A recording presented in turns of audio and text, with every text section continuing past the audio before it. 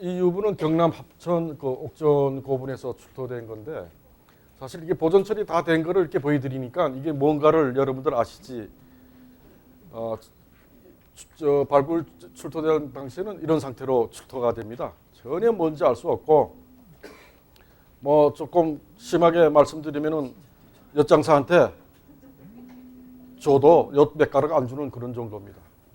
그러나 이제 우리 보존국가 하는 우리 손에 의하면은 엄청난 이게 귀중한 이런 고고 유물 자료로서 그 탄생을 하게 됩니다.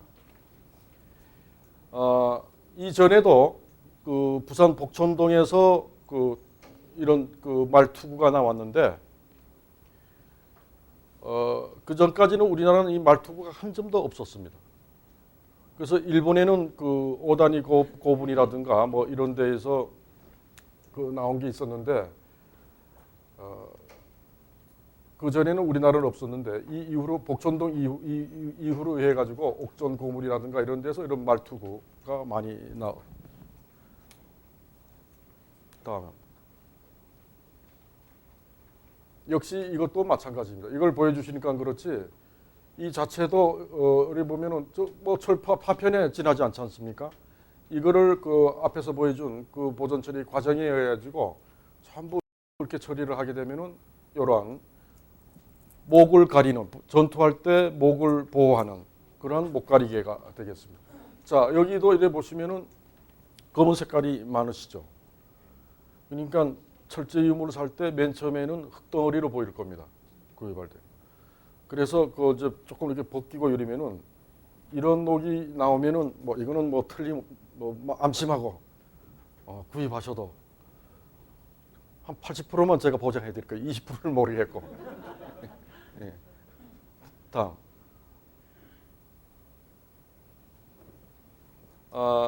이 철제 투구도 사실은 이 철제 투구는 삼성 출판 박물관에서 저희들한테 그 의뢰가 들어왔는데 이 유물이 일본 동경 국립박물관에서 대가야전 그 전시가 있었습니다.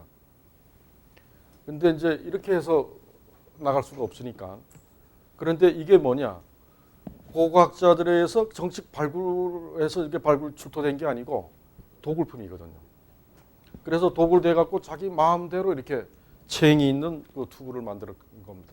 근데 이때만 해도 우리나라는 이렇게 뾰족한 충각형 투구는 있었는데 이렇게 체향이 달린 투구는 없었습니다.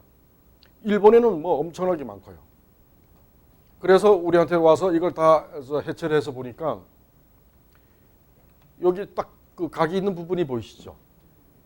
이 부분을 따라서 이렇게 해보니까 이런 모양이 되는 겁니다. 그래서 우리 보존과학 하는 사람은 보존 처리에 과학적인 기술은 있어도 고고학적 기술은 전혀 없는 건 아니지만 전문가들보다 좀 떨어지니까 이런 유물을 보존 처리할 때에는 고고학 전문가의 그 고정을 받아서 합니다. 이때 누구 고정을 받았냐면은 전 국립중앙박물관장 이건무 관장의 그 고정을 했는데 이것도 보존 처리한 지가 한 20년 됩니다. 그런데 아직까지 고고학자들이 잘 못됐다고 하면은 금방 가용할 수 있는 그런 재료로 썼기 때문에 뭐 한 10분이면은 제거해갖고 다른 물질로 대체할 수 있는데 아직도 그런 얘기가 없는 거 보니까 그때 그 당시에 복원이 제대로 된 걸로 저는 믿습니다. 20년 지나도 아무 얘기가 없으니까요. 그렇지 않으면 연구를 안 했던가 고고학자들이. 다음. 여기는 이제 고령군 지산동 32호분인데 이 고령군의 그 지산동 산에 이렇게 가면은 사적으로 지정됐습니다. 79호 사적 79호로 지정됐는데 거기에 이제 32호분이 이렇게 2호분에서 이렇게 유물들이 출토됐는데 그 출토된 상태입니다. 여기에 이제 갑옷하고 투구하고 있고 여기에 금동관이 한 점이 있습니다. 자, 그러니까 발굴하면 이런 정도의 상태입니다, 여러분들. 다음 그렇게 해서 수습을 해서 갖고 간 겁니다. 그래서 이제 이거는 이제 보존 처리하고 있는 그 과정인데 이게 언제적이냐면은 1979년도에 보존 처리를 한 겁니다. 30년이 다 돼가지 않습니까? 다음. 이때는 우리나라 보존과학이 제가 이때는 또 제가 이게 잘 옮겨서 보존과학을 만들려는 그 의욕 때문에 이때는 제가 또 계명대학교 박물관 특별연구원으로 이래가지고 또 거기 가서 근무할 때입니다. 거기서 와달라 그래가지고 그래서 이제 이런 투구를 이제 이렇게 복원이 돼서 이렇게 된 거고요. 그 다음에 그 갑옷은 이렇게 해서 일습이 이렇게 보존 처리가 된 겁니다. 자, 이때는 지금 우리가 쓰고 있는 그런 기자재가 없고 전부 손으로 했던 겁니다. 처음에 보셨던 갑옷하고 이거하고 색깔이 좀 틀리지 않습니까?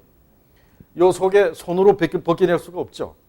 이 속에는 틀림없이 마그네타이트 자철광이 있습니다.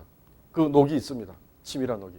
지금 이 녹은 이 유물은 손으로만 갖고 있기 때문에 기계를 일절 쓰지 않고 그때는 그게 없었어요. 그런 기계가.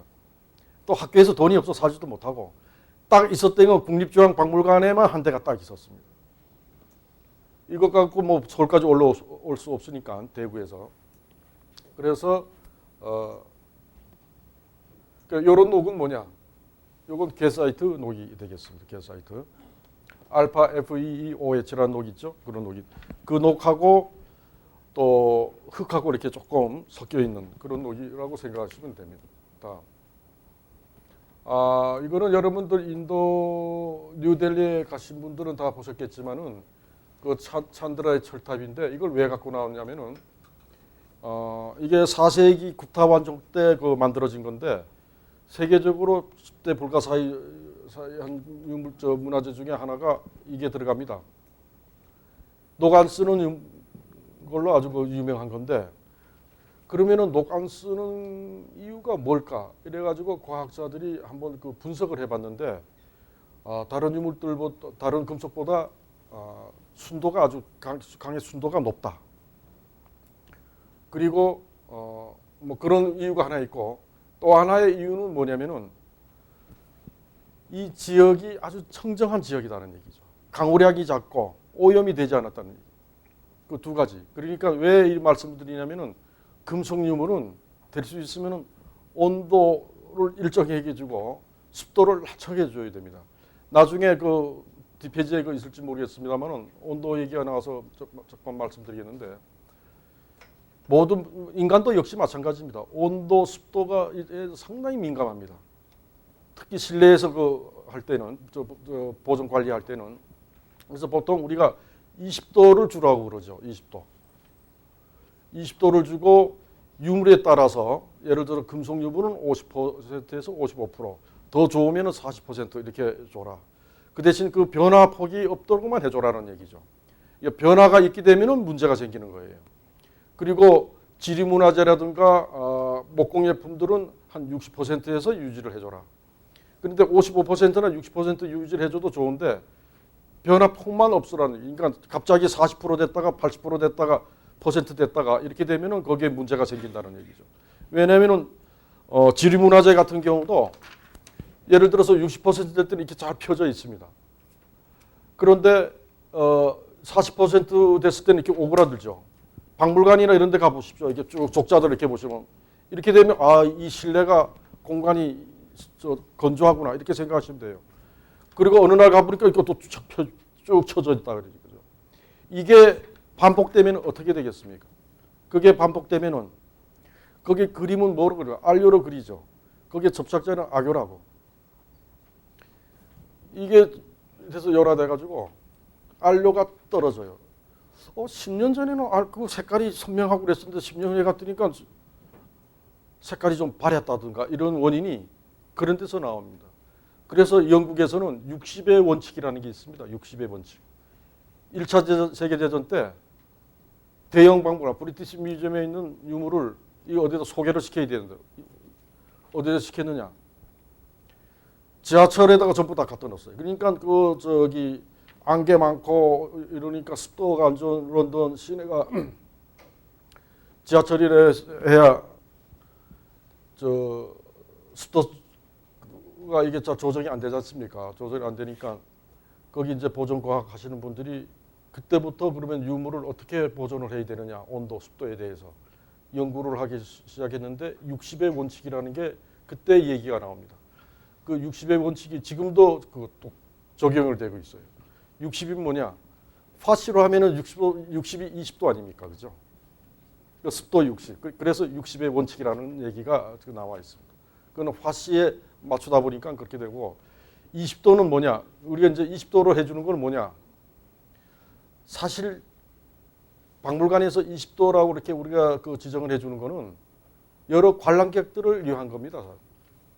유물에 따라 가지고 주석 제품만 빼고 나머지는 전부 다 이렇게 습도를 낮춰주면은 오히려 그 에너지 운동이 적어가지고 유물을 손상시키는데 그만큼 덜 손상시키는 그런 요인이 사실 되는 거거든요. 그런데 예를 들어서 박물관 지금 같은 경우에 유물에다가 온도를 맞춰준다고 해가지고 지금 바깥이 지금 22도 뭐 25도 그렇지 않습니까? 10도로 맞춰줘 보십시오. 어떻게 되겠습니까? 추워서 관람을 할 수가 없어요. 그래서 20도라고 여러분들이 이제 하는 거는 이거는 유물이라기보다도 관람객들을 위한 온도라고 이렇게 이해를 하시면 좋을 것 같습니다. 다음. 그래서 금속 유물은 좀 건조한 데에서 보존을 해야 된다. 그 어떤 변화 폭이 없이 이렇게 이런 변화 폭이 없이 이런 식으로 그래프가 가야 됩니다. 저희들 리움 미술관이고 세로지는 리움이고 지금 국립중앙박물관도 마찬가지입니다. 제가 리움이고 호암미술관의 수장고 전시실은 전부 곡선이 이렇게 갑니다. 이렇게 아래쪽으로 갑니다. 약간의 차이는 있을 수 있지만은 이제 이렇게 하려 그러니까 예산이 많이 들죠, 사실은. 공조 시설을 잘해야 되는 거니까. 이거는 법주사에 있는 그 철학이 되겠습니다. 좀 넘겨주세요. 여기 이제 크기가 돼 있고요. 이게 엄청난 이게 유물인데 왜 제가 이 유물도 이것도 뭐 720년에 조성이 된 건데 국타 완종 때 3세기 4세기 됐잖아요, 그죠? 이것도 좀 세계적인 문화유산이 되지 않을까 이런 생각에서 한번 갖고 나와봤는데 그런데 이거는 부식이 많이 돼 있어요. 주변 환경에 의해 가지고. 그리고 그 국타 그 찬드라의 철주는 주조품이 아니고 그건 단조했다는 그런 소리 있습니다. 그게 더 상당히 그 의미가 있는 거죠. 이건 주조품인데. 다음. 이런 부분들이 이렇게 공식 부식이 많이 돼 있습니다. 이런 건 뭐냐면은 사람들이 가가지고 이걸 만지지 말아야 되는데 손으로 만지고 이래가지고 손에서 땀이 나오지 않습니까? 여기 된 염분에 의해 부식이 되고 담 너머 하나에 자동차들이 많이 왔다 갑니다. 자동차에서는 배기가스, 녹수에 의한 어떤 부식의 원인 이런 것들에서 이루어지는 겁니다. 다음. 그래서 나중에 이런 공식 부식들이 일어납니다. 다음. 쭉 그대로.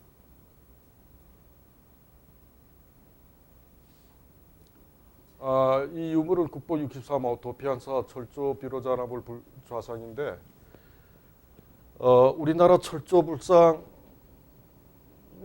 조성 시기가 두 번째로 이룬 거죠. 제일 먼저 이룬 게 저 장흥 보림사의 철조 불상 큰 불전이 계시는데 그것도 지금 보존 처리를 하고 있습니다. 그런데 이 보존 처리한 사장님이 저와 계시네. 저기 엔가드의 한병일 사장님이 여기 이 인물 보존 처리를 했습니다. 저는 저 지도위원 같고요. 지금 이게 개금이 돼 있죠. 개금이 돼 있는데 다 벗겨낸 그런 처리가 되겠는데 이 개금을 했어도 옛날 방법대로 했으면은 이걸 벗겨내자라는 그런 얘기가 안 나왔을 수가 있을 거예요. 여러분들 잘 아지만 지금 문화재청장으로 계시는 유홍준 천자님이 저하고도 같이 문화재 이원하면서 청장 되기 전에 도피안사 이 철불상하고 지금 장흥에 있는 보림사 그거 한번 보셨습니까? 보신 분? 그 전에 어떤 분들이 그렇게 보존 처리를 해놨는지 플라스틱으로 이렇게 페인트를 이렇게 발라놓은 것 같이 보이지 않으세요? 지금 그걸 다 벗겨내고 있는데 그 보림사에 있는 철철불상은 참 고난이 많은 부처님이세요. 지금 그 지도위원 해주면서도 그 전에는 이걸 어떻게 잘못해가 용접댐을 했어요. 용접댐을 다 뺏겨냈는데 용접댐을 해가지고, 그래서 그 사진은 없는데 여기부터 말씀드리겠습니다. 그래서 이거를 이제 계급을 이렇게 하는데 몇십 년 전에 계급을 했는데 이 기록들이 우리나라가 기록이 없습니다. 그래서 이 이후로는 기록을 우리가 아주 보고서로 잘 만들어 놓는데, 원래 이 철불들을 하면은 그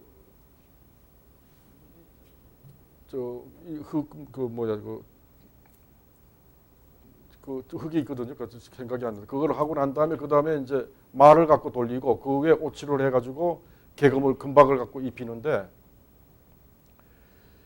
이 부처님은 오칠을 사용하지 않고 카슈를 사용을 했습니다. 카슈는 전후에, 그러니까 1915년 이때에 일본 사람들이 오칠을 좋아하지 않습니까? 오칠로 해서 그릇도 만들고 있는데 그게 생산력이 이제 떨어지니까 그 카슈라는 열매를 가지고 만든 게 오칠하고 거의 비슷합니다. 근데 가격 면에서 얼마가 되느냐면은 1kg에 10,000원을, 카슈는 10,000원을 하면은 오칠은 한 15만 원 이렇게 합니다. 그런데 전문가 아니면 이걸 모릅니다. 그러면은 왜 문제냐, 카슈가. 카슈로 이렇게 발라갖고 계급을 하면은 일반인들은 모릅니다. 잘. 똑같으니까. 광택이 나요. 갈수록. 반짝반짝 광택이 납니다. 근데 오칠로 해놓게 되면은 은은한 금색깔이 납니다.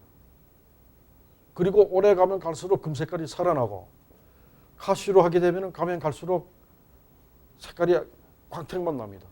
반질반질하고. 아주 그리고 또 이게 지정된 문화재고, 여기 이제 국보로 지정된 문화재이기 때문에 한다 그러면 옛날 방법대로 해야 될 거 아니겠습니까? 그래서 이거는 벗겨내야 된다라고 해가지고 이제 벗겨내는 사업이 시작된 겁니다. 그래서 다 벗겨내서 개금됐을 때의 상태고, 개금을 벗겨낸 후의 상태입니다. 철의 색깔이 이대로 나타났습니다. 여러분들 색깔 어떻습니까? 그런데 이때의 우리나라 철불은 진짜 이 주조 기술이 대단합니다. 여러분들 일본하고 좀 비유를 해서는 안 됐습니다만, 일본에 7, 8세기 가가지고 철불 이렇게 조성 주물이 잘 돼 있는 이런 부처님 보셨습니까? 없습니다. 저 딱 이게 관동 지방 이쪽에 한 10전 정도 있고요. 이 관서 지방에는 없습니다. 그런데 어떻게 애들이 장난하다가 마른 것 같은 그런 불상들은 몇 점 있죠. 철불상은 몇 점이 있어요. 청동불상은 잘 만듭니다. 청동불상은. 그만큼 만들기가 어려운 거예요. 철불이. 그래서 도피한사하고 보림사에 있는 철조불을 벗겨내는 작업. 그리고 보림사에 있는 철불은 그 전에 어떤 분들이 이렇게 했는데, 주먹구구식으로 한 거죠. 깨지니까 용접을 하고 그래가지고 지금 다 벗겨냈더니, 그래도 도피한사 부처님은 그래도 이제 상당히 상태가 좋게 이렇게 나타났는데, 그거는 벗겨내도 또 문제점이 생깁니다. 그래서 거기에 대한 이제 대책을 제가 이제 생각 중에 있는데, 여러분들 보시기에는 어떻습니까? 계급 한 개 나요? 없는 게 나요? 없는 게 나요. 그리고 없는 게 낫죠. 장국사에 가면 또 부처님 한 분 계십니다. 장국사 가서 옛날에 제가 가서 다 벗겼거든요. 우리 팀들이 가갖고. 거기에서 법당에 앉아가지고 이 각도 저 각도로 사진 찍고 얼마나 부처님이 이 용안이 잘생기셨는지. 그래서 이거 하지 맙시다, 계급. 근데 지금 같았으면 안 하게끔 합니다. 왜냐하면 예배 신앙의 대상이 저쪽에서 보면은 주지 스님이 그 비구니신데 계급 불사 돈을 다 받아놨다. 그런데 이걸 안 해놓으면은 자기가 입장이 곤란하다는 거예요. 그 부처님도 하지 말았어야 돼요.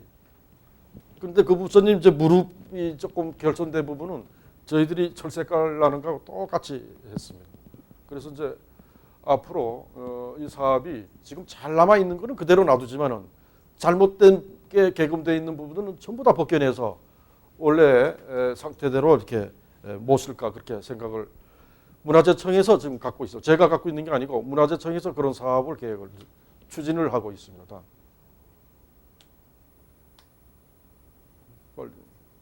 여기 이제 뒷면이 돼. 여기 이제 그 양각으로 된 그 조성 있고요. 다음.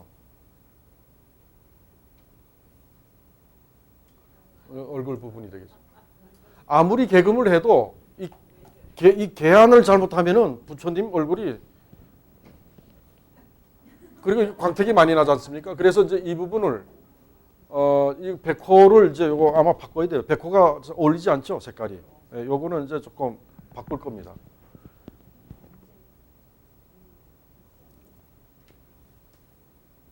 쭉 주세요. 시간이 없으니까. 그런데 이렇게 보면은 개금으로 이렇게 해놨는데 이 귀 부분들이 전부 다 결손됐습니다. 이렇게. 자, 이거는 석고로 이렇게 해서 떼어내기는 좋습니다. 장흥 보림사는 또 화가 납니다. 제가 열받습니다. 주물로 해서 갖다 붙였어요. 주물로 용접을 해가지고. 그래서 이걸 지금 그걸 이제 어떻게 떼어야 되느냐? 오리지널 그 철을 손상시키지 않고 떼어내야 되는데, 그래서 다행스럽게도 우리 도피한사 부처님은 석고로 했기 때문에 조심스럽게 떼어내서 이렇게 이제 떼어낸 겁니다. 다음 쭉쭉 보여줘 시간은. 그래서 우리는 다음에도 이게 이제 이거를 할 때는 저는 이제 보존 처리지만 여기 자문위원들이 또 몇 분 계십니다. 불상을 전공하는 신분들이 또 몇 분 가셔가지고 자 이게 없지 않습니까? 그럼 이 모양이 어떨 건가가 그거를 이제 고증을 받아갖고 만든 겁니다. 이게 잘못됐다 그러면 요거는 뭐 1분 내에 떼어냅니다. 1분 내에. 그죠? 1분 내에 떼어내죠. 예. 자, 그렇게 해서 이제 그렇게 만들어진 겁니다. 다음. 전체 전이고 이게 전체입니다. 확실히 벗기는 게 좋죠? 어제 그저께인가 문화재청장님 가보시고 아주 기분이 좋아하셨다고 그럽니다. 다음.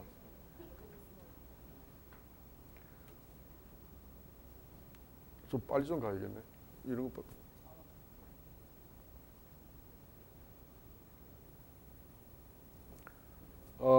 1978년도에 이게 처리한 건데 이것도 그 지산동 32호 부분에서 나온 칼이 되겠습니다. 그 보존 처리 전에는 이렇게 녹동으로 되어 있었는데 엑스레이를 찍으니까 상감이 되어 있고 뿔이 3개 달려 있는 짐승이 들어 있습니다. 그래서 이거 보존 처리를 해서 표출을 시킨 거고 표출을 시켰더니 이제 당초 문양이 나왔죠.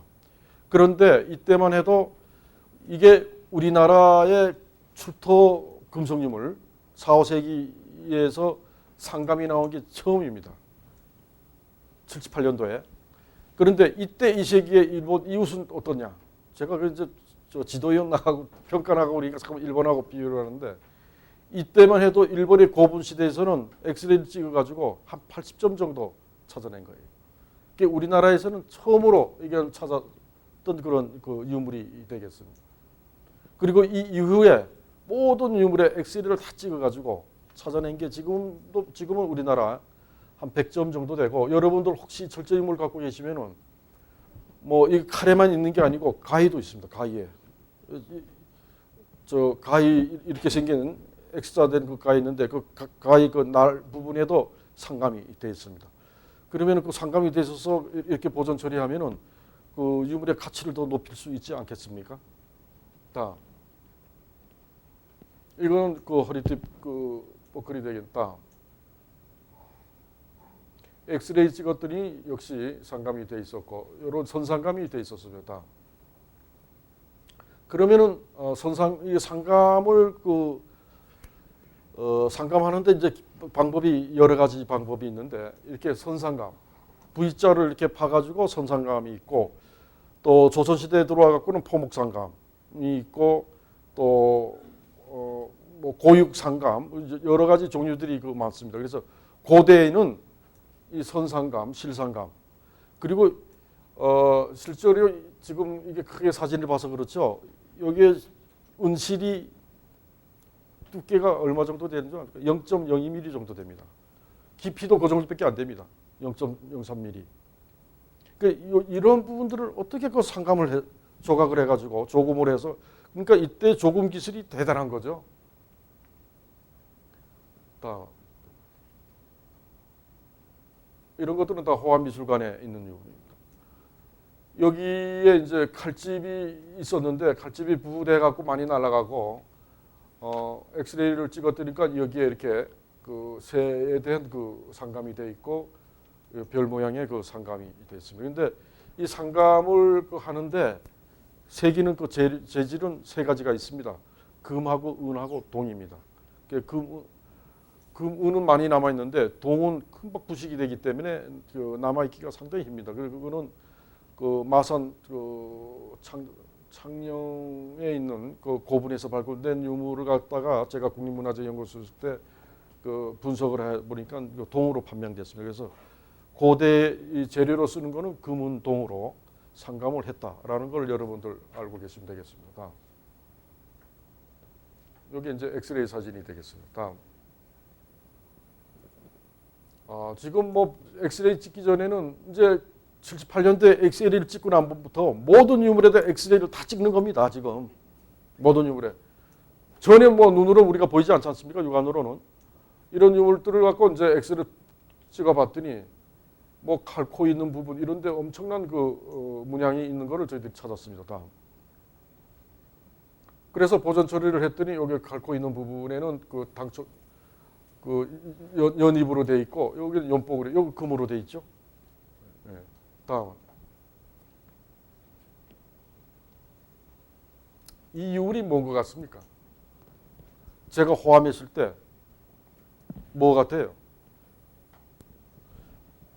호암했을 때 이 유물을 제가 구입을 했는데 바로 여기 저 회장님 계신가? 카렌다가 나왔어요. 다보송 뭐 이래가 카렌다가 나왔는데 이거를 실렸어요. 여기 제목을 뭐라 했냐면은 연 날릴 때 그 실 감는 얼레 있죠. 그 얼레라 그러죠. 그렇게 돼 있어요. 이건 엑스레이 찍기 전입니다. 아무리 봐도 이게 뭔가 느낌이 딱 오는 거예요. 그래서 전화를 했어요. 카렌다 딱 보고 이 유물이 있느냐 했더니 이거하고 해서 일괄 유물을 우리가 구입을 했어요. 지금 호암에 있습니다. 이거 지금 지정받으려고 아마 그럴 거예요. 여기에 일괄 유물이 뭐였냐면 거울도 나왔어요. 거울. 그리고 거울을 쌌던 천도 나왔는데 근데 이게 뭔지 몰랐던 거죠. 그때는. 그래서 엑스레이를 찍었더니까 6가지 문양이 있어요. 당초문, 뭐 와문, 선문, 금운으로 된 게. 다음으로. 그래서 이거는 이제 고려 말 조선 초에 시기되는 건데 상감 기법도 다릅니다. 이거는. 아까는 이렇게 삼각형으로 이렇게 해서 됐었죠. 이거는 양날개가 있어요. 그래서 제가 이걸 갖고 논문을 썼는데 양익형 선상감 기법 이렇게 했어요. 양날개가 있다. 양익형 선상감 기법 이렇게 논문을 썼는데 삼감 그 문양 전공하는 사람들이 아직 뭐 반박이 없는 거 보니까 그걸 그냥 쓰고 있는 것 같습니다. 이게 이런 식으로 상감을 하는 겁니다. 이거는 일본이고 중국이고 없는 기법이에요. 그래서 다음 한 그림 보여주세요. 그래서 다 표출을 했는데 구간문. 다음 한번. 이거 표출시키는 작업입니다. 다음. 여기 당초문. 금과 은으로 이렇게 돼 있죠. 이게 선은 은으로 돼 있고 이 당초문은 금으로 돼 있고. 그러니까 아까 얘기한 것처럼 이렇게 파갖고 전부 다 상감을 새긴 겁니다. 그러니까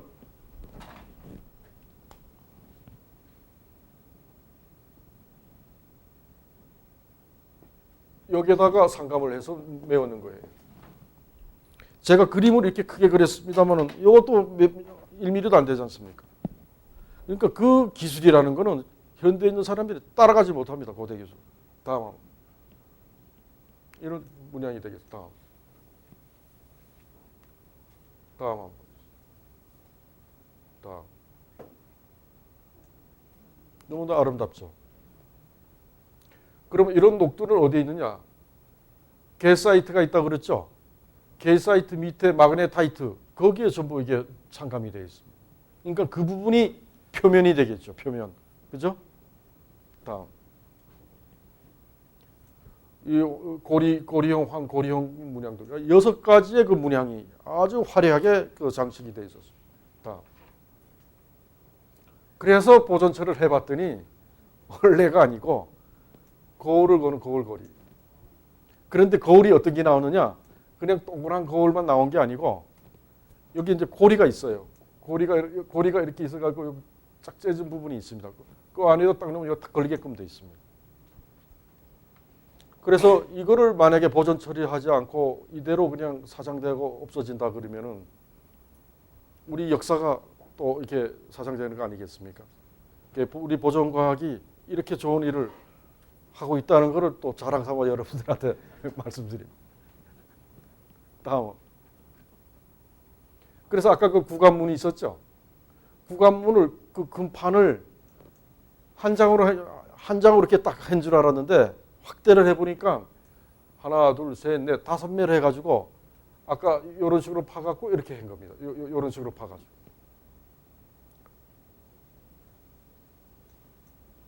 그리고 상감은 게사이트 밑에 그 상감이 돼 있고 거기 마그네트 돼 있고 그 밑에 이제 철심이 이렇게 돼 있는 겁니다. 다음. 뭐 이것도 역시 눈으로는 보이질 않는데 여기 보이시죠? 다음 보여주세요. 다음 보여주세요. 엑스레이를 찍었더니까 여기 이제 용이 나왔어요. 여기 혀가 2개죠? 혀가 2개는 양쪽에 상감이 되어 있는 겁니다. 칼이 이렇게 되어 있으면 여기 날이고 양면에 되어 있기 때문에 혀가 이제 2개가 보이는 겁니다. 이게 겹쳐서 보이기 때문에 이렇게 보이는 겁니다. 다음. 이렇게 이제 한 면에 되면 이렇게 보이죠. 이쪽 옆면에도 이렇게 되어 있는 거죠.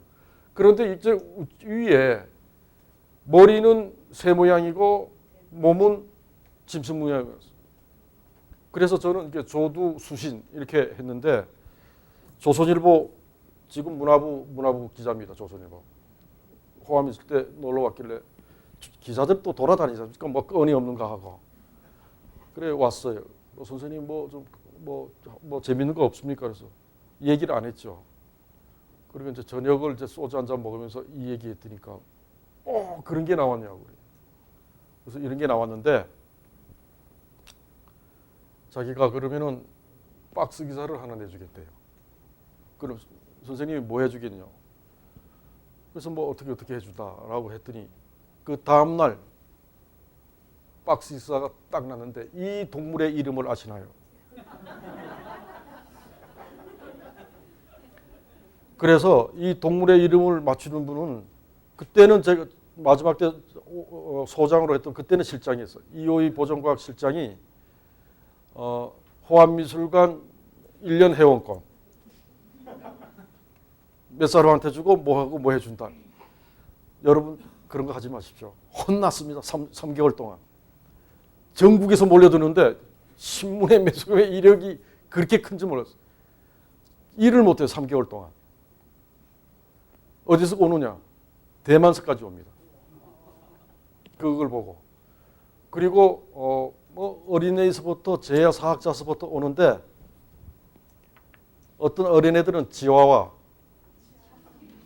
이렇게 그리고 뭐 용이 나왔으니까 뭐 백호 뭐 이러는데 어떤 제야사학자는 저한테 전화해가지고 야단 엄청나게 칩니다. 당신의 자네는 공부도 안 하는가? 산해경에 보면 다 나오는데. 산해경에 보면 왜 이런 게 나왔으면 제가 산해경을 안 찾아봤겠습니까? 그런데 이제 제가 기억에 딱 남는 거는 경주의 모 초등학교입니다. 거기에 그때 4학년인데 한 반이 담임 선생님하고 같이 보낸 거예요. 이거는 뭐다 이래가지고. 이게 우리 문화재 홍보가 보존과학 홍보가 얼마나 되는 겁니까? 그래가지고 저에게 감사하다는 뜻으로 편지를 써서 보내면서 40몇 명이었었어요. 걔네들한테는 노트 하나씩 하고 우리 샵에 호암미술관 노트 줬습니다. 그거 하고 마커 들어가 있는 연필하고, 그 선생님한테는 볼펜 한 자루. 그거 괜찮습니다, 모양이. 거기에서 딱 보냈다고.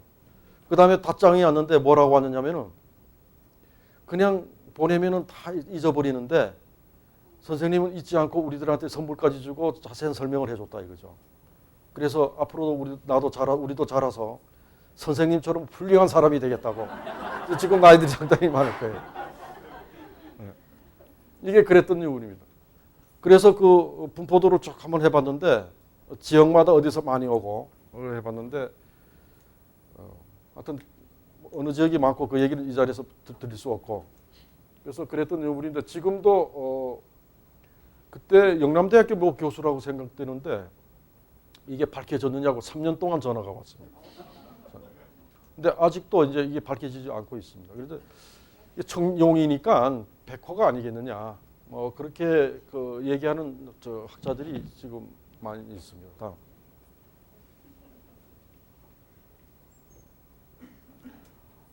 이거는 진짜 그 상감 조금 기법 중에서 저는 이런 상감 기법은 최고의 그 조금 기술자가 아니면은 1급의 기술자가 아니면은 이걸 할 수가 없다고 생각을 합니다.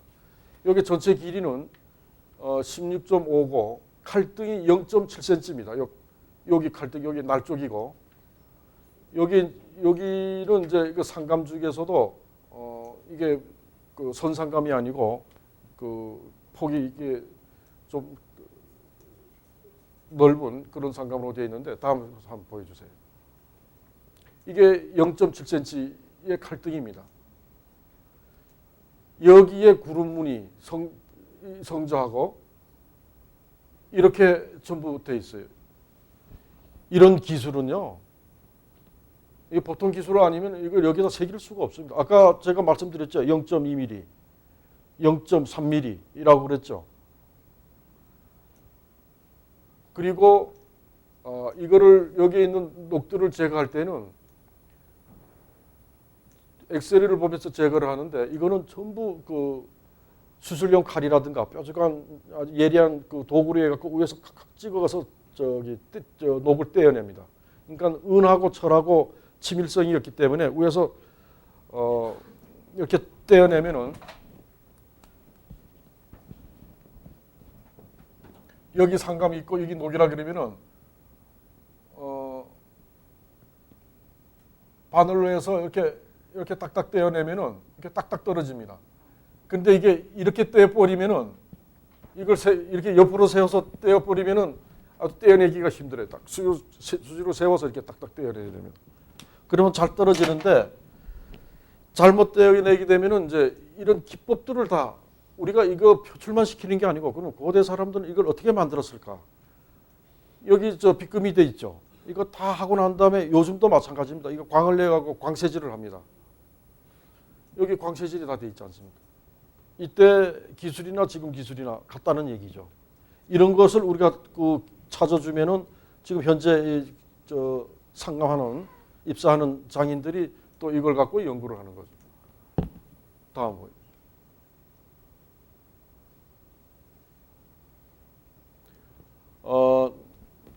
지금 철제 유물의 그 녹을 몇 가지 말씀드렸는데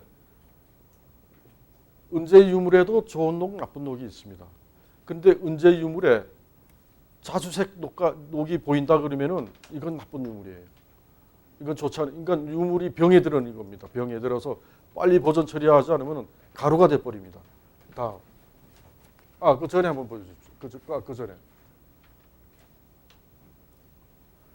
그래서 뭐 은재 유물에도 여러 가지 녹이 있는데 대표적인 게 이제 아젠타이트하고 세러지라이트인데 여기에 이제 제일 문제가 이제 CL이 들어가실 때 염소이온이 들어갔을 때 이제 여기 CL이 들어갔을 때가 문제죠. 이랬을 때는 보랏빛이 나기도 하고 이렇게 그 회색빛이 나기도 하는데 대체적으로 이제 보랏빛이 많이 납니다. 다음에 한번 보여주십시오. 이런 분들 좀 보랏빛이 안 보이니까 자주색 보이시죠? 이런 색깔이 나왔을 때는 세라지라이트라는 녹으로 생각하시면 돼요. 아주 나쁜 녹. 그 박물관에 이렇게 보시다가 저 녹 있으면 빨리 보존 처리해야 되는데 몇 년 후면 저게 가루로 돼버리는 겁니다. 그래서 이런 녹도 한번 기억을 해 주시고요. 다음. 그리고 금속 하면은 원래 금속 자체가 우리가 강한 걸로 느껴지지 않습니까? 은제품인데 은제품도 이렇게 속을 들여다보면은 이렇게 금속심이 반짝반짝하는 광택나는 금속심이 하나도 없습니다. 이 자체가 부식으로 된 경우가 많습니다. 다음. 아마 여러분들이 이제 제일 관심이 많고 제일 많이 철제 유물 이런 거는 보존 처리가 하기가 힘들어가지고 많이 남아 있지는 않습니다. 수장하기도 힘들고 사실은 정말 철제 유물을 좋아하는 사람 아니면은 이 수장하기가 상당히 힘이 듭니다. 전문가 아니면은. 그래서 청동 유물들을 많이 이제 선호하시는데 거기에도 이제 환경에 따라 가지고 산화물 또 탄산염, 염화물 또 황화물에 의해 갖고 생성되는 녹들이 많습니다. 그런데 처음에 생성되는 녹은 우리 청동 유물만큼은 제대로 한번 해봅시다. 이게 산화제 일동인데 큐프라이트가 하는데 이게 빨간색이 납니다.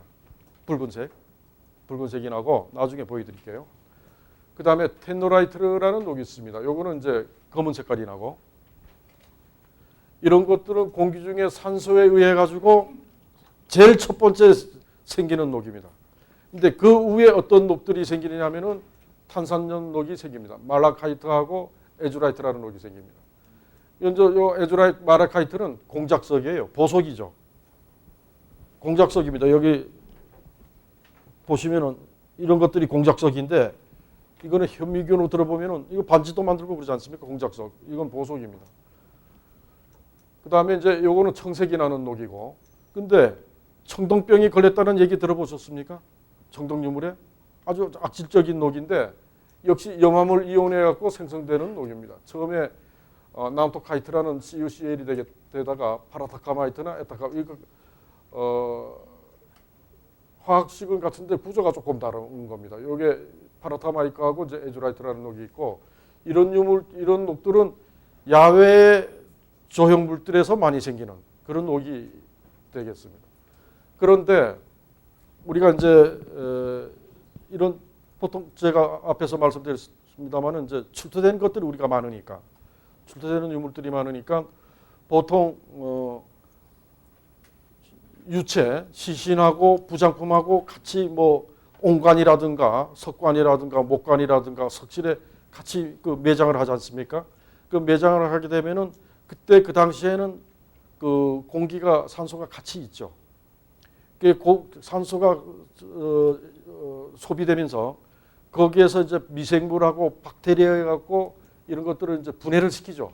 유체하고 부작품. 거기에 이제 유기물들이 있으니까 그 분해를 시키면서 어떠한 물질들이 만들어지냐면은 아민류하고 암모니아하고 메탄 그 다음에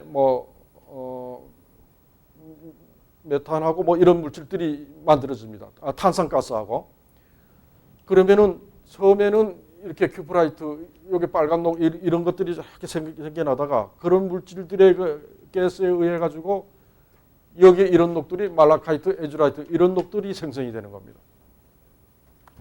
그러면은 여기에 원인은 뭐냐? 탄산가스에 의해 가지고 생성되는 그런 녹이에요. 그래서 이 말라카이트라는 녹은 녹색의 녹입니다. 아주 참 좋은 녹입니다.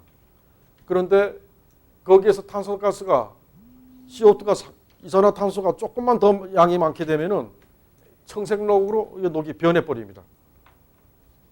그래서 대기 중에 CO2 양하고 매장됐을 때 CO2 양은 탄산가스의 그 양은 한 100배 정도 된다고 보면 될 겁니다. 그래서 여기에서 녹들이 막 형성이 되는데 거기에 이제 무덤이라고 해도 이제 어느 정도 밀폐되지만은 때로는 지하수가 들어오고 바깥에서 흙도 이렇게 유입해 들어올 수가 있습니다. 그때 이제 산소도 같이 들어올 수가 있죠. 근데 그런 것들이 이제 반복을 하다 보면 어느 정도 딱 정지가 되죠. 네, 딱 정지가 되는데 그때 되면 이제 생겨났던 것들도 이제 그런 것들이 유입되면서 염화물 이온도 같이 들어올 수가 있고 자체에서도 생성이 되게 됩니다. 그러면은 산화제 일동, 빨간 녹층이라든가 이런 탄산염동에 이 염화물 이온들이 결착을 하게 되죠. 이제 그런 것들이 또 산소가 들어가고 뭐 이렇게 되면은 습도가 높고 특히 이제 습도가 높게 되면은 이제 거기서부터 이제 부식이 돼 갖고 청동병이 생기게 되는 겁니다. 그 유물들 다 갖고 나왔습니다. 그런 현상에서 이제 그 만들어지는데 다음에 한번 보여주세요. 지금 그 과정을 말씀드렸고요. 다음. 그래서 이걸 단면으로 한번 잘라봤더니 이 붉은색 녹이 있죠. 이게 큐프라이트 산화제 1동입니다. 이게 제일 처음에 생기는 녹이고 요런 녹 있죠. 녹색 녹. 요게 말라카이트 공작석입니다. 보석입니다. 그리고 여기는 보이지 않습니다만은 청색 녹은 에즈라이트. 그 두 녹은 상당히 좋은 녹입니다. 청동을 금속 소집 바탕 금속을 갖다가 보호하는 그런 녹이 되겠고 여기에 아주 밝은 녹색의 녹이 있죠. 그런데 이게 참 이상하게 녹이라는 게 안에 저기 겉에서부터 외피에서부터 부식되는 게 아니고 때로는 청동유물은 안에서 이렇게 부식이 됩니다. 자, 이런 녹은 아까 뭐라 그랬습니까? 염화물 이온에 의해서 생성되는데 난토카이트가 CuCl이 됐다가 이 더 진행이 되면은 파라타카마이트하고 에타카마이트가 된다는 거 아닙니까? 그렇게 되면은 이게 분말로 가루로 돼버립니다. 가루로.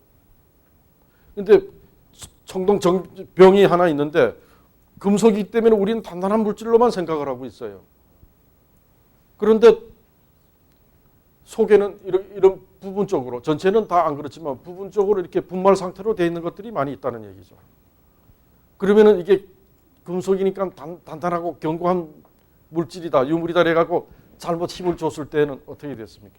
부서지는 일이 생기죠. 제가 그런 경험이 있습니다. 국립중앙박물관 정병을 보존 처리하는데 여기 이제 표면이고 여기 이제 녹들이 있다 그러면 요걸 이제 녹을 떼어내는데 푹 하고 속으로 들어가요.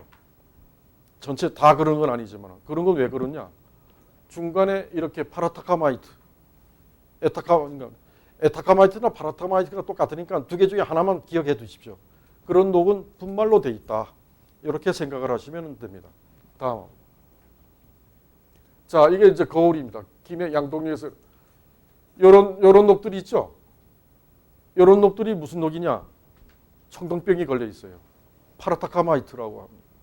아주 나쁜 녹입니다. 예를 들어서 여러분들 이 유물을 만지고 여기에는 염산이 돼 있죠. 여기는 이제 Cl 이온이 많기 때문에 이런 유물을 장갑을 끼고 만지라는 이유가 유물에 땀이 안 먹기도 하지만 특히 청동 유물 같은 경우는 여기에 유물을 만지고 난 다음에 Cl이 묻죠. 눈이 가렵다 해갖고 눈을 이렇게 비비면은 눈 속에 눈물이 있지 않습니까? 이거하고 반응하면 어떻게 됩니까? Cl하고 H2하고 반응하면 염산이 된다고. 그러니까 눈이 뻘겋게 충혈이 됩니다. 이런 것도 참고로 알아두시고 이런 부분들 우리 청동병 이런 유물들을 이런 녹을 갖고 이제 파라타카마이트. 그래서 여러분들 박물관에 이제 구경 가시고 여기 전시실에 가서 이렇게 딱 보시고 하면은 이게 청동병에 걸려 있구나. 이 녹은 파라타카마이트다. 아주 나쁜 녹이다. 이렇게 생각하시면 됩니다. 여기에 세형 동금을 한 점 갖고 나왔는데 여기에 사마귀 녹이 있죠. 워티크로션이라는 거. 이렇게 생긴 것들.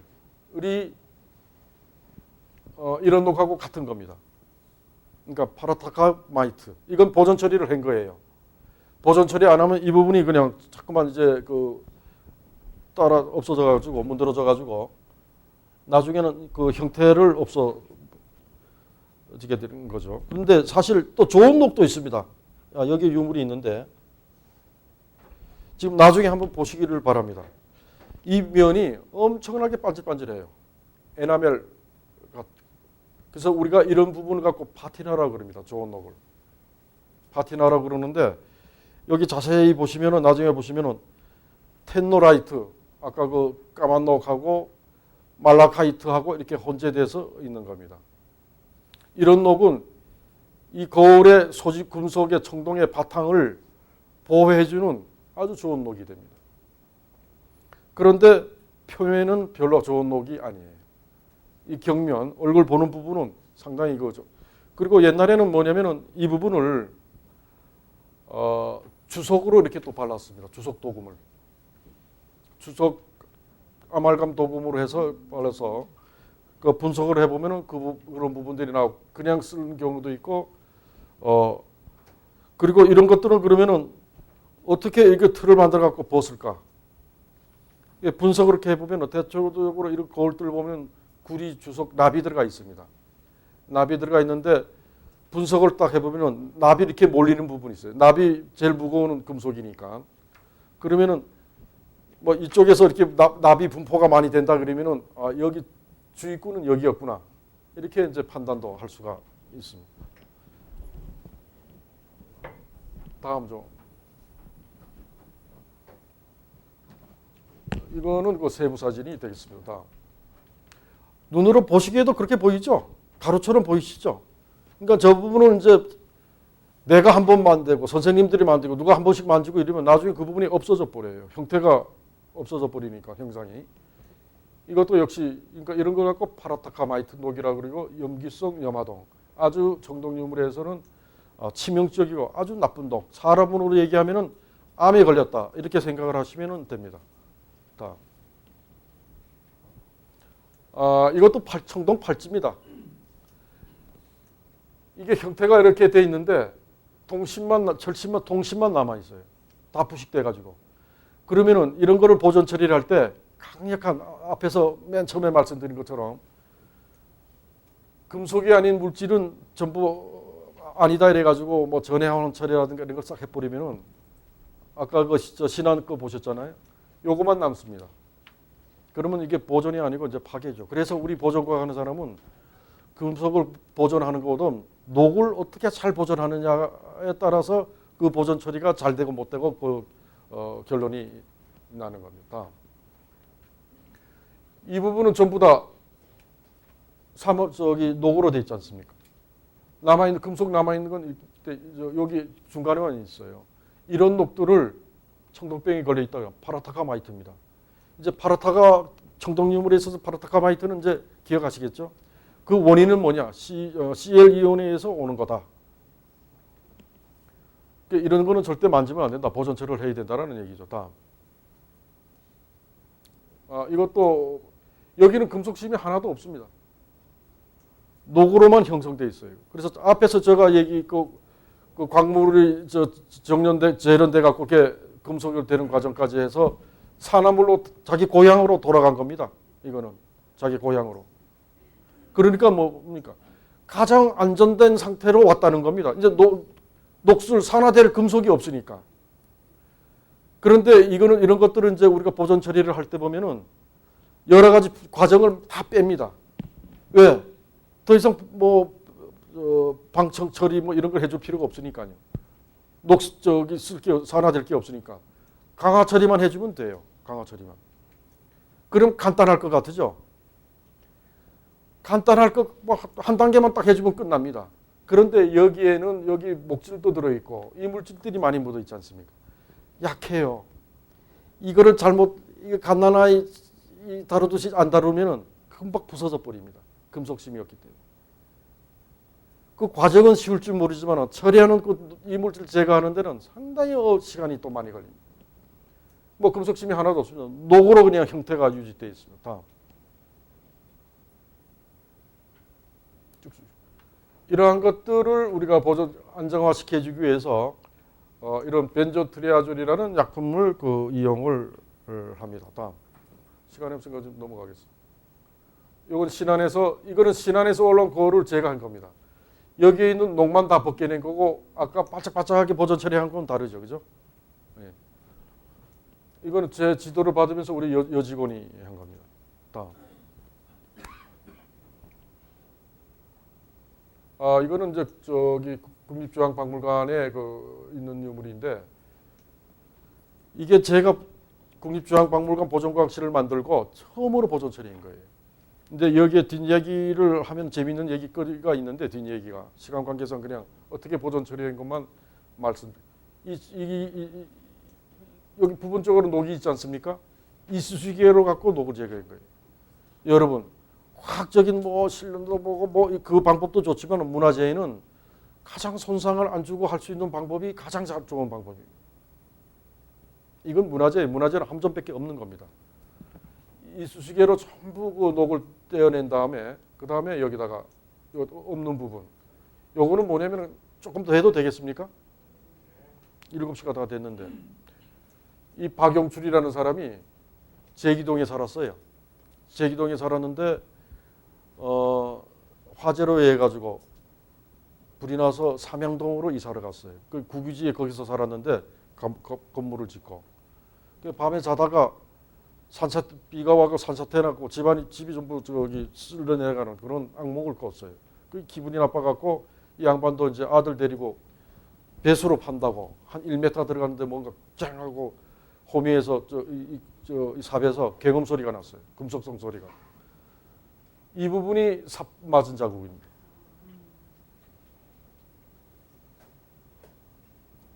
그래가지고 이게 제가 여기 다 붙인 건데 그때 저 항수영 박사 동국대학교 총장님 하시고 국립중앙박물관 이 유물을 갖고 저 항수영 박사를 했더니 그냥 놀래버리셨어요. 그리고 이 유물이 나오자마자 국보로 지정된 겁니다. 보상금도 엄청나게 많이 받았어요. 그때는 최고로 많이 받았습니다. 다. 요거는 이제 경주 황룡사지 외곽에서 출토됐는데 이존불이 나왔습니다. 근데 이 이존불은 이제 이런 상태에서는 금동 이존불이라고 안 그러죠. 청동 이존불이라고 그러죠. 그래서 요거가 제가 처리를 해가지고 이렇게 금동으로 밝혀낸 그런 유물이 되겠습니다. 역시 요거는 지금 국유문화재고 요거는 이제 호암미술관 문화재인데 그 풍탁이죠. 엄청난 그 절의 풍탁인데 이것도 이제 청동으로 전부 녹이 덮여 있는 것을 보존 처리를 해서 그 원래 색깔대로 금색을 표현한 그런 유물들이 되겠습니다. 이거는 아까 지산도에서 나왔는데 뭐 발굴하기 전에는 금동관이라기보다는 청동관으로 보는 게 맞죠. 그래서 이때 당시에 신문에는 저기 청동관으로 나온 일부 신문이 있습니다. 발표 다음에. 이거를 이제 제가 계명대학교 특별연구원으로 있을 때 이때 이제 보존 처리를 한 겁니다. 여기 캐스를 만들어 가지고 이제 시리카게. 요즘은 이게 시리카게를 쓰지 않습니다. 시리카게는 뭐 물론 이제 청색이 집어넣은 거는 수분을 이제 흡수하게 되는 분홍색으로 변하는데 그 분홍색을 이제 열을 주면은 또 청색으로 변하거든요. 그렇게 쓰긴 쓰는데 요즘은 아트 서브라일 해가지고 이거는 그냥 수분만 흡수를 하는 건데 아트 서브라일 해가지고 40도짜리, 뭐 50도, 50%짜리, 70%짜리, 60%짜리 이게 있습니다. 그럼 요 밀폐된 공간을 내가 50%로 맞춰주고 싶다 이러면 50%짜리 사갖고 여기 넣어놓으면은 실리카르가 비슷하게 생긴 건데 40% 되면 자기가 갖고 있던 수분을 갖다가 내뱉어주고 60% 되면은 흡수하고 그렇게 해서 일정하게 유지하는 그런 약품들이 건조제가 나온 게 있습니다. 다음 이것도 이제 보존 처리 전에 향로가 되겠습니다. 다음 그림으로 쭉쭉 보여드리겠습니다. 다음 요거는 이제 정갱이 가리개가 되겠습니다. 다음 그런데 녹이 있다고 해서 다 나쁜 게 아니고 녹도 가끔 좋은 일을 할 때가 있습니다. 이거는 신라시대 직물이에요. 녹이 없었더라으면은 녹이 여기 생성이 되지 않았으면은 이런 직물도 다 여기 부착이 안 돼 있을 텐데 녹에 의해 가지고 이렇게 된 겁니다. 그래서 이런 부분들은 우리가 보존 처리하면서 제거하지 않고 기록으로 잘 남겨놓으로 해갖고 직물을 연구하는 사람들한테 자료로 제공해주는 그런 일도 하고 있습니다.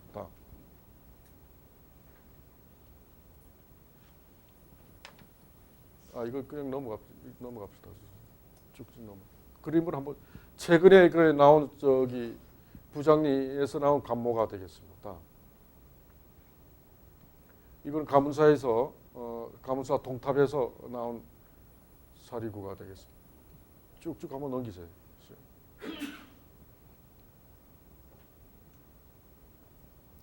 그 사리공에서 그 사리함들이 나왔는데 쭉 넘기십시오.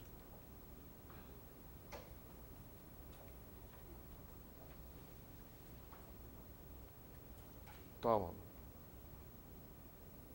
이게 이제 보존 처리 전의 상태고 보존 처리 후의 상태가 되겠습니다. 다음.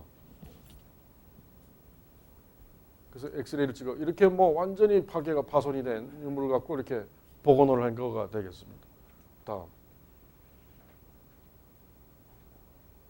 이것도 이제 청동 은입사가 보존 청동 유물의 이제 보존 처리 은을 갖다가 좀 선명하게 나타내는 그런 보존 처리가 됐습니다. 다음. 이거는 이제 일본 후지누키 꼬부리에서 나왔는데 여기에 이제 봉황이 조각돼 있어요.